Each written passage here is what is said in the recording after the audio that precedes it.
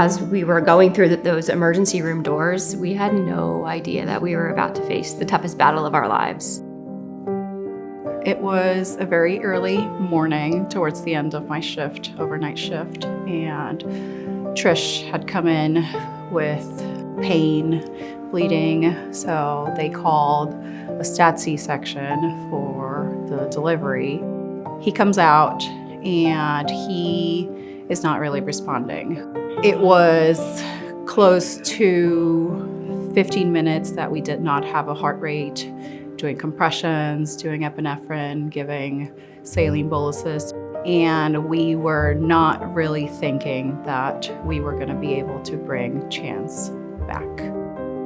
And so we had to decide whether or not to stop resuscitation, just trying to decide what to do. And I think it was a nurse came rushing in and said, "We have a heartbeat." Everybody had continued the resuscitation while I had this conversation, and that was the Chance. Poor Chance. When I woke up in the ICU, the first thing Ben said to me was, "You're alive, you delivered a boy, but it's not good." He was diagnosed with something called HIE, or hypoxic ischemic encephalopathy, which really means that his brain was significantly affected by a lack of oxygen and blood flow. And he was really sick. He had multi-system organ failure. He was having trouble keeping his blood pressure up. He was on a ventilator. Many, if not all, of our ventilators are supplied by the Children's Miracle Network.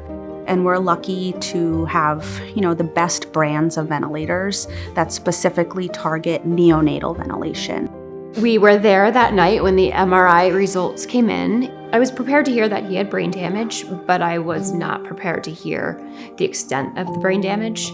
It was obvious that he was completely subdued, rarely opened his eyes. We really were preparing for the worst. Dr. Gable did not leave our side from day one. She knew things were bad, and she knew that the odds were not good, but she also never lost hope. This woman, she's brilliant. She's our angel. We're going to listen to her. We're going to wait and see.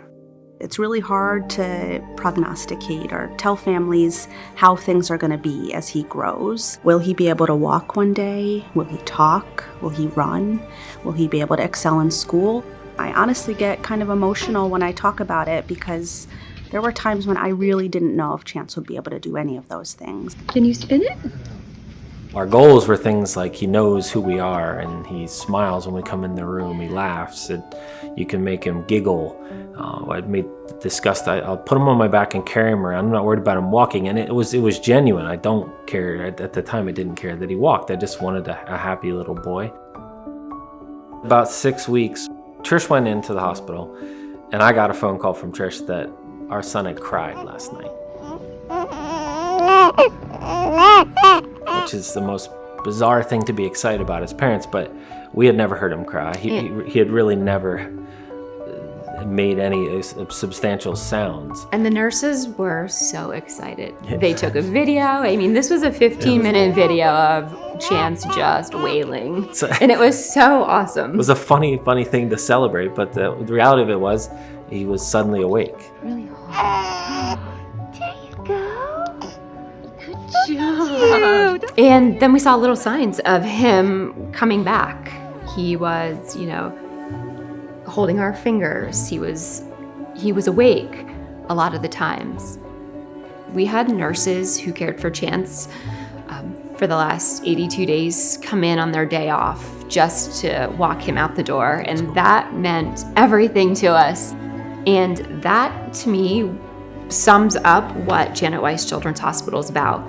They not only cared for our son, but they cared for Ben and I and our daughter so many times. I think it's hard to explain how well Chance is doing without the idea of a miracle. I think if anyone looked at what his brain looked like, what his EEG looked like, what his MRI looked like, and now look at what he looks like, they would never believe it. He's doing so incredibly well and beating so many odds. He is truly a miracle child. Not having a heart rate for 15 minutes and not knowing the amount of oxygen that's going to the baby's brain is usually not a good situation. We didn't know if he was going to be able to have any communication or walk. He's able to do all those things.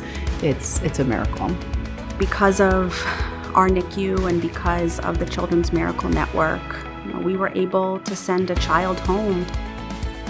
Those who gave before us, they're the ones that purchased that warming table for our son. They purchased the items needed to resuscitate him. We know we're lucky, but most of our luck comes from being so close to this institution that's filled with amazing doctors. That's what saved us. What our son did was open our eyes to what exists in Danville, Pennsylvania. You get this like urban level healthcare, this huge hospital in this tiny little setting, and what you get is this amazing cutting edge technology and knowledge, coupled with the small town people getting you a glass of water when you're having a hard day, or learning everyone's names around you. That was what our experience was. We owe everything we have to Geisinger, and that is why we give. Yeah, I wouldn't have my wife or my son. It's that simple.